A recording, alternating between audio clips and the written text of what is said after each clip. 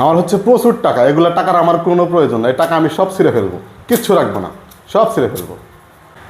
দর্শক এদিকে একটু দেখবেন, এখানে দুইটা টাকার নোট আছে, দুইটাই 1000 টাকার নোট। এটা হচ্ছে আমাদের হচ্ছে আসল টাকার নোট, আর এটা হচ্ছে জাল টাকার নোট। তো ঈদকে সামনে রেখে অনেক নতুন নোট বের হয়েছে, যার কারণে হচ্ছে যারা জাল টাকার ব্যবসায়ী আছে এরা কিন্তু জাল টাকাটা খুব ছড়ানো খুব সহজ হয়ে গেছে। যারা গরু বিক্রি করতেছেন, সারা বছর কষ্ট করে গরু পালন করতেছে, অথচ হচ্ছে গরু বিক্রির পরে বাসায় এসে দেখতেছে এরকম জাল টাকার নোট অনেক চলে আসছে।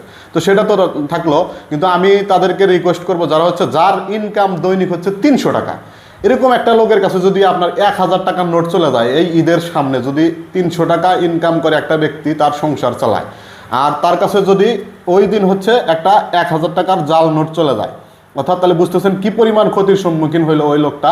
3 দিনের ইনকাম কিন্তু তার একসাথে শেষ হয়ে গেছে। তাহলে এই ঈদকে সামনে রেখে ওই লোকটার পরিবারের অবস্থা কেমন হবে?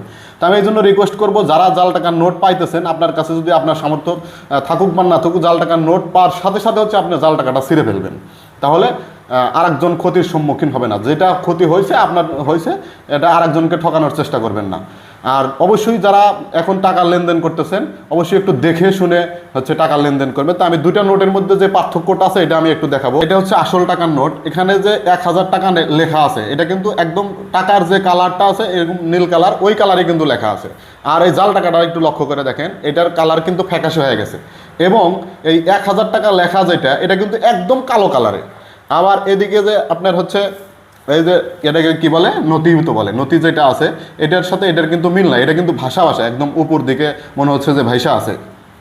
এরকম প্রত্যেকটা জিনিসই এই 1000 টাকা লেখা আর এই 1000 টাকা লেখা কিন্তু এক না। তো অবশ্যই সবাইকে সতর্ক করার জন্য এই ভিডিওটাই আসলে আমি ভিডিওটা ক্রিয়েট করলাম। অবশ্যই সবাই সতর্কভাবে টাকা লেনদেন করবেন।